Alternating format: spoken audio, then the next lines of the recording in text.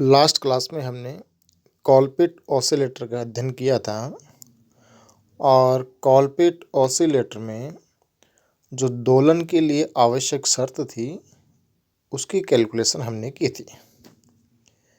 Next जो अपना oscillator है वो है हार्टले ऑसिलेटर।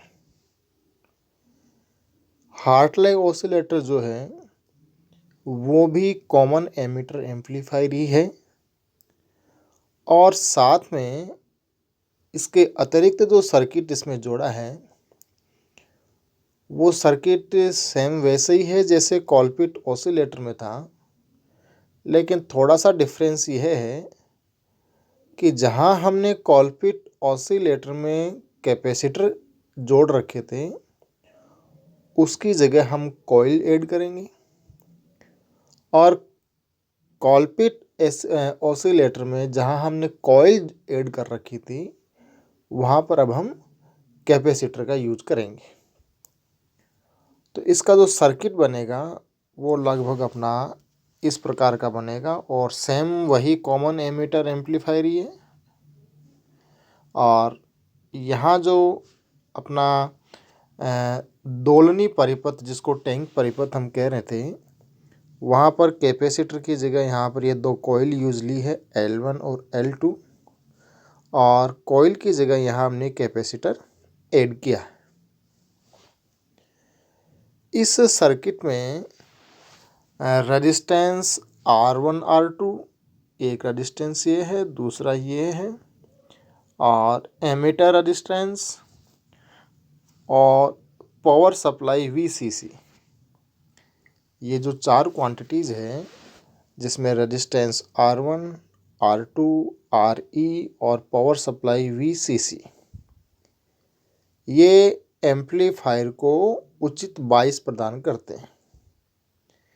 यदि फिक्स्ड बाइस की ज़रूरत है तो फिक्स्ड बाइस और सेल्फ बाइस की ज़रूरत है तो सेल्फ बाइस, लेकिन यहाँ पर जो सर्किट बनाया हमने वो सेल्फ बाइस का बनाया है।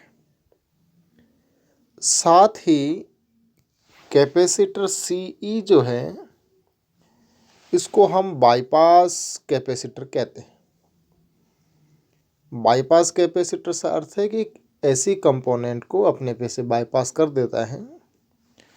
और एक कैपेसिटर है CB, इसको हम ब्लॉकिंग कैपेसिटर कहते हैं। और ब्लॉकिंग कैपेसिटर जो है इसको इसलिए कहते हैं क्योंकि यह फीडबैक के थ्रू जो भी DC कंपोनेंट आएंगे उनको यह ब्लॉक कर देगा, रोक लेगा, इसलिए इसको ब्लॉकिंग कैपेसिटर कहते हैं। साथ ही कैपेसिटर C और ये जो इंडक्टेंस L1 और L2 हमने लगा रखे हैं ये दोलनी परिपथ का कार्य करते हैं। साथ ही ये जो ऑसिलेटर है इस ऑसिलेटर के आउटपुट सिग्नल और इनपुट सिग्नल इन दोनों के बीच में, जैसा कि कॉलपिट ऑसिलेटर में था, 180 डिग्री का फेज डिफरेंस रहता है। इसी आउटपुट में से या आउटपुट वोल्टेज का कुछ पार्ट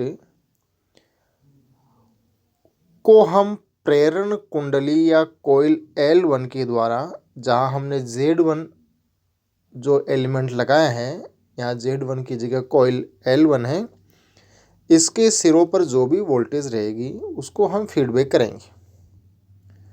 तो इस ऑसिलेटर में इंडक्टेंस L1 के सिरों पर जो वोल्टेज रहेगा उसको हम फीडबैक करेंगे और वो करेंगे अपन L1 के द्वारा। ये जो कॉइल है ये कॉइल पुनर्निवेशी या फीडबैक वोल्टेज में वापस 180 डिग्री का फेज डिफरेंस प्रोड्यूस करती है ताकि इनपुट सिग्नल और फीडबैक सिग्नल के बीच में टोटल 360 डिग्री का फेज डिफरेंस हो जाए। और उस 360 डिग्री फेज डिफरेंस के फलस्वरूप इसके बेस पे इनपुट वोल्टेज और फीडबैक वोल्टेज समान कला में मिलेगी, सेम फेज में मिलेगी। तो इस प्रकार से इस ओसिलेटर में बार्क हाउसन कसौटी के प्रथम प्रतिबंध की पालना भी होती है।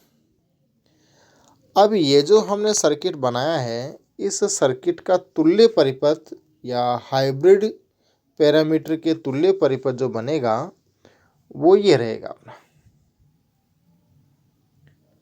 सिर्फ पहले वाले जो अपना ओसिलेटर था, उस ओसिलेटर में जहाँ कैपेसिटर थे वहाँ इंडक्टेंस है, और जहाँ इंडक्टेंस था वहाँ कॉइल है, और कोई डिफरेंस नहीं।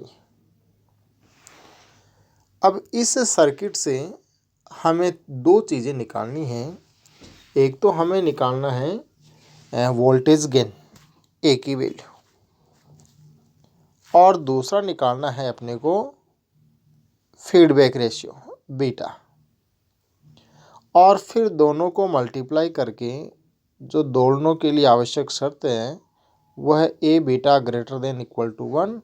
यहाँ से हम इस ओसिलेटर की क्या शर्त अपने को मिलती है, क्या कंडीशन अपने को मिलती है, वो हम कैलकुलेट करेंगे।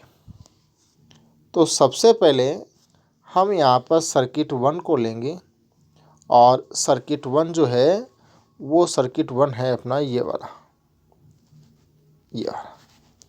L1, L2 और कैपेसिटर C से मिलकर के जो अपना सर्किट बना है, क्लोज एक सर्किट बना है, उस क्लोज सर्किट में हम किरचॉफ के सेकंड लॉ को यदि लगाएं तो अपने पास इक्वेशन आती है,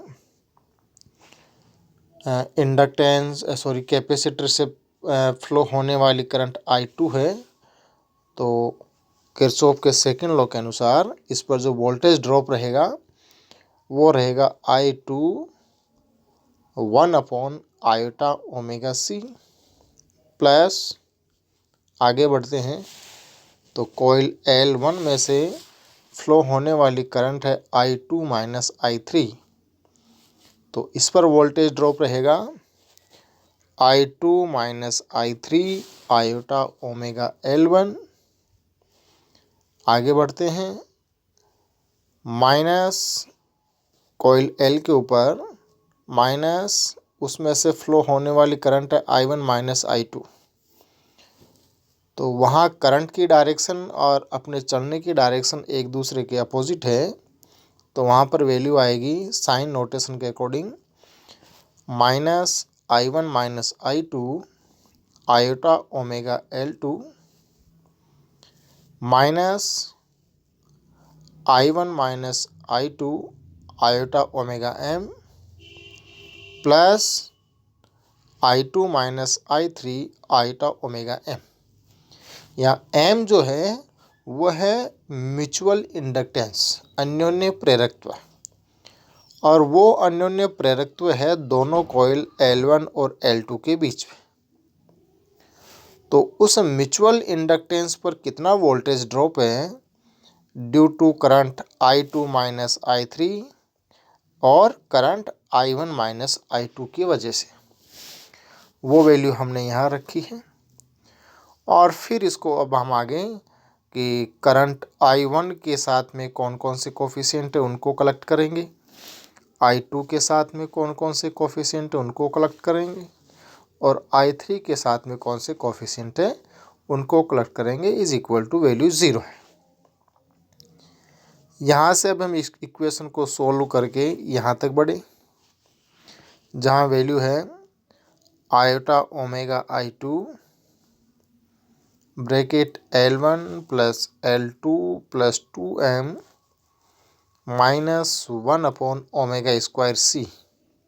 इस ब्रैकेट को आगे हम अक्स के द्वारा लिखेंगे, और राइट साइड में वैल्यू ली है I⍵, ब्रैकेट में I3 के साथ में है L1 plus M plus I1 के साथ में है L2 प्लस M, और इसको आगे सोल्व करके हमने प्राप्त की इक्वेशन फर्स्ट, जहाँ वैल्यू हमने निकाली है कि I2/I1 is equal to I3/I1 bracket L1 plus M upon X plus L2 plus M upon X। ये इक्वेशन अपने आगे काम में आएगी। फिर लेते हैं हम सर्किट सेकंड, ये वाला L1 और HIE से जो बना हुआ क्लोज सर्किट है, ये सर्किट, इस सर्किट में हम किरचॉफ का सेकंड लॉ लगाएं तो अपने को इक्वेशन मिलेगी ये वाली I3HIE minus I2 minus I3 iota omega L1, और साथ ही म्यूचुअल इंडक्टेंस की वजह से करंट I1 माइनस I2 की वजह से कितना वोल्टेज ड्रॉप होगा, वो है I1 minus I2 into iota omega M is equal to 0। इसको सोल्व करने पर अपने पास equation I I3/I1 is equal to bracket iota omega upon HIE plus iota omega L1, और फिर bracket I2/I1 L1 plus M minus M, और equation number second. अब हम निकालेंगे आउटपुट वोल्टेज, और वो आउटपुट वोल्टेज है इंडक्टेंस L2 के सिरों पर, और वो आउटपुट वोल्टेज आएगी उसमें से बहने वाली current I1 minus I2 iota omega L2, और म्यूचुअल इंडक्टेंस M के कारण minus I2 minus I3 iota omega M। यहाँ से वापस हमने I1, I2 और I3 के साथ में जो जो कोफिशिएंट है उनको कलेक्ट किया, और कलेक्ट करने के बाद में हम इक्वेशन थर्ड तक पहुँचे, जहाँ पर वैल्यू अपने को मिली output voltage VO is equal to iota omega I1 bracket L2 minus I2 upon I1 M plus L2 plus I3 upon I1 into M। Next feedback voltage, ये इक्वेशन थर्ड अपने आगे काम में आएगी जब हम वोल्टेज गेन की value निकालेंगे। तब feedback voltage VF is equal to HIE I3, चूँकि बीटा इज इक्वल टू होता है VF अपॉन VO अपने पास है, और तो बीटा की वैल्यू आएगी अपने पास बीटा इज इक्वल टू, ये इक्वेशन नंबर 4, आउटपुट वोल्टेज की जगह आउटपुट वोल्टेज की वैल्यू रखी, बीटा की वैल्यू मिल गई अपने को। और फिर हम वोल्टेज गेन निकालेंगे, तो voltage gain A is equal to output voltage VO upon input voltage VBE। Output voltage की जगह आउटपुट वोल्टेज रखेंगे, और रखने के बाद अपने पास ये इक्वेशन आती है। इस इक्वेशन में जहाँ पर I1 है वहाँ हम लिखेंगे माइनस GM VBE, तो अपने को ये इक्वेशन मिलेगी। A मिल गया अपने को, और बीटा इक्वेशन नंबर 4 है। दोनों को जब मल्टीप्लाई करेंगे A इंटू बीटा, तो अपने पास इक्वेशन आएगी ये वाली। आगे इसको हाइब्रिड पैरामीटर के रूप में सोल्व करें तो GM की जगह लिखा जा सकता है HFE अपॉन HIE। सॉल्व किया, और इक्वेशन नंबर अपने को मिला 6 A beta is equal to minus HFE I3 upon I1। वापस हम ये इक्वेशन नंबर 6 अपने काम में आएगी। वापस हम इक्वेशन सेकंड पे चलते हैं, तो ये इक्वेशन नंबर सेकंड ये थी अपनी I3 upon I1 is equal to this. तो यहाँ अपने पास इक्वेशन सेकंड से ये वैल्यू, इसको सॉल्व किया, और सॉल्व करने के बाद में अपने को इक्वेशन मिली इज इक्वल टू ये I3 अपॉन I1 के रूप में, यहाँ ये वाली I3 upon I1 is equal to ये जो भी अपने को वैल्यू मिली है। अब इस वैल्यू को हम वापस इक्वेशन 6 में लिखेंगे, जहाँ I3/I1 था, ए बीटा इज इक्वल टू, तो अपने को पास आई इक्वेशन नंबर 6। और इस इक्वेशन 6 में अपने को कुछ रियल पार्ट मिलेंगे, वास्तविक, और कुछ इमेजिनरी पार्ट मिलेंगे। लेकिन चूंकि ए बीटा की वैल्यू सदैव ही रियल होती है, तो इसका अर्थ ये है कि इस इक्वेशन में जो भी इमेजिनरी वैल्यू है उसका ज़ीरो होना ज़रूरी है। और जब इमेजिनरी वैल्यू को हम ज़ीरो करें तो अपने पास इमेजिनरी वैल्यू वाला पार्ट ये है आयोटा HIE(x/ओमेगा). यहाँ से वैल्यू आई x is equal to 0, x की जगह x का मान रखा, और सोल्व करने पर ओमेगा फ्रीक्वेंसी की वैल्यू आती है f is equal to 1/2π√C bracket L1 + L2 + 2m।